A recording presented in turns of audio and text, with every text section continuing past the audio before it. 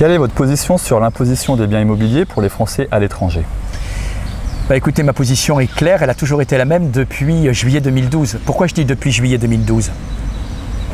Parce qu'en réalité, en juillet 2012, à l'Assemblée nationale, à l'époque, le ministre du budget, un certain Jérôme Cahuzac, a fait voter avec l'accord du gouvernement une surtaxe sur les revenus immobiliers des non-résidents. C'est-à-dire en clair, si vous êtes français de l'étranger, que vous louez un bien en France, et bien désormais c'est quasiment 40% du produit de vos loyers qui est confisqué par l'État. Je dis bien confisqué parce que quand on est à 40% d'impôt, on est plus dans la confiscation que dans l'impôt.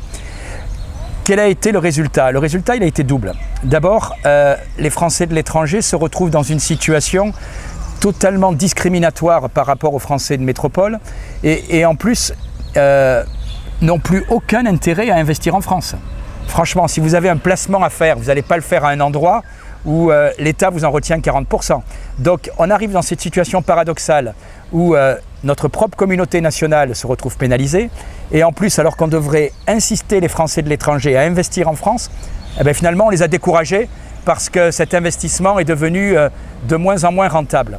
Et donc ma position là-dessus, quand je dis qu'elle a été claire, dès juillet 2012, on s'y est opposé pendant le vote. On a cessé de s'y opposer, de multiplier les recours qui ont même amené le gouvernement à être à un moment condamné, ce qui fait qu'il a dû rembourser une partie de ces Français de l'étranger, mais malheureusement que ceux qui se situent en Europe. Et donc notre position, elle est tout simplement logique. C'est ni privilège, mais ni discrimination pour les Français de l'étranger quand ils sont propriétaires d'un bien en France. On passe son temps à dire qu'il faut favoriser les allers-retours, il faut que les gens puissent revenir. Mais si on les pénalise quand ils gardent un bien en France, comment ils peuvent avoir envie de revenir? Et puis, on peut avoir envie d'envoyer son gosse faire des études en France, on a besoin d'un pied à terre, etc. Donc la position a toujours été la même, c'est suppression totale de cette CSG-CRDS sur les biens immobiliers.